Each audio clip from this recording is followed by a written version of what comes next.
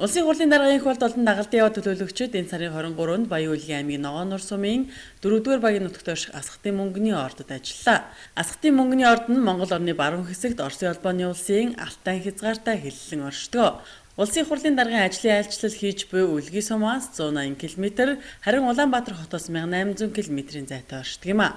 Улсын хурлын даргын зочлон очиж ажил байдалтай танилцсан барилгын инженерийн тусгай батальон буюу Зэвсэгт хүчний 340-р ангийн бие бүрэлдэхүүн стратегийн ач холбогдол бүхий Асхтын мөнгөний орд хүрэх 7.3 км зам 72.8 м урттай бетон гүүрийг хийж гүйцэтгэн 2013 онд ашиглалтанд оруулсан байна. Далайн түвшнөөс дээш 3500-аас 3600 м-ийн өндөрт орших орд хүрэх замыг Зэвсэгт хүчний 340-р анги тавьсан байна. Ингэснээр стратегийн ач холбогдол бүхий ордыг эдийн засгийн эргэлтэнд оруулах бодит нөхцөл бүрдсэн болохыг Зэвсэгт хүчний жанжин штабын дарга дэслэгч генерал Бямжов онцлон тэмдэглэлээ. Асхтын мөнгөний ордод хэд хэдэн төрлийн металл бий гэж судлаачид үздэг байна. Мөнгө, зис, сурма, висмут гэсэн металлын нөөцтэй 1970-аас 1980 оны ихээр Монгол болон хуучнаар зөвлөлт холбоот улсын эрдэмтэд хамтран Асхтын мөнгөний ордны хайгуулыг 2 удаа хийжээ. Асхтын мөнгөний ордны хувьд Монгол улсын хөгжлийн бодлогод чухал ач холбогдол бүхий ордын нэг бөгөөд байгалийн өвөрмөц тогтц бүхий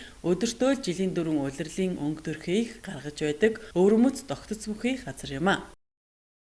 Лиценз нь бол Монгол Оросын хамтарсан үйлдвэрт байдаг. Тэр үйлдвэрийг засгийн газраас энийг хурдан эргэлтэнд оруулаа.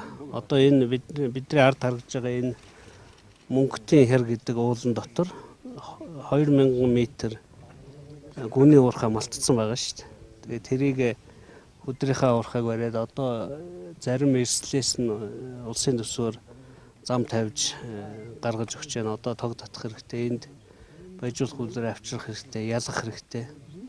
Тэгээ энэ бүх ажлаа бол Оросын засгийн газарт хилээд бушуухан мөнгө болоод ажиллаулаа. Баруун аймагуудын хөгжил тодорхой хувь нэмэр оруулахаа дээр нь одоо алтыг их хурл татвараас чөлөөлсөн мөнгө мууийн алттай адилхан ялгаагүй үн цэнтэй металл байгаа. Улс орныхоо валютыг арвижуулахад маш чухал үүрэгтэй ийм хоёр металл байгаа. Тэгээд энэ бушуухан ажил болгоно. Энэ зуныг алдахгүй ажиллуулах ийм зорилготой байгаа. За энэ бол Асхтын мөнгөний орд бол одоо зөвхөн Баян Улгийн төдийгүй баруун бүс тэр тусмаа Монгол улсын стратегийн ордын жагсаалтанд орсон том орд байгаа. За нөөц нь бол одоо сая ярьсан 6.8 сая одоо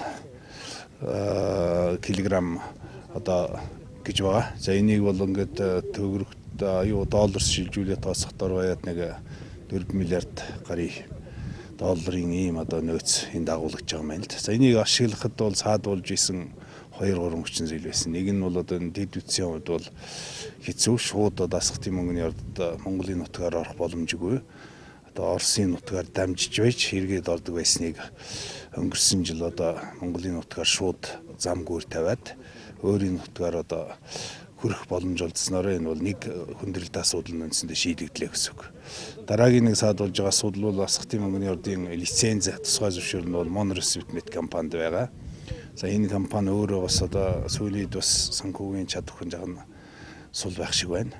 За тэгээд менежментийн хувьд бол олон жилийн турш энийг ашиглах тал дээр бол олигтой ажилласангүй.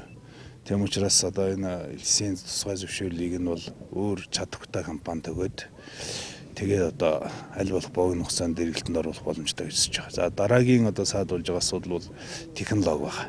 Ягаад гэвэл мөнгө бол Асхтын мөнгөний дангаараа биш бусад олон одоо холимог металлтай хамтдаа оршдог. Бусад одоо хортой металлуудаас салгаж авахд бас орчин үеийн технологи шаардлагатай байна. Тийм учраас хөрөнгө оруулах чадвартай технологийн одоо дэвшилийг бол одоо шийдэл бүхий одоо ийм компани бол энэ одоо мөнгөний ордыг бол эргэлтэнд оруулж чадна гэж хэлж байгаа. Түүний дараа Баян Улгийн аймгийн Ногоон Нур сумын малчин Сабарбекинд очлоо. Ногоон Нур сумын малчин Сабарбек нь эрдэмтсэн мал аж ахуй болон малын тэжээлийн асуудлаар саналаа илэрхийлээд улсын хурлын даргыг Казак төмний аж амьдралтай танилцсан, ажлын айлчлал хийж буйд талархлаа илэрхийллээ. Улсын хурлын дарга Баян Улгийн аймгийн Ногоон Нур сумын нутагт байрладаг Хөлийн цэргийн ТИК 285 дугаар ангийн Хөлийн заставт мөн ажиллалаа. Улсын хурлын даргыг тус Хөлийн заставын дарга хурандаа төвшин жаргал болон Хөлийн заставт алба хааж буй гэрээд цэргийн албан хаагчид ёслол төгөлдөр угтаа авсан юм а.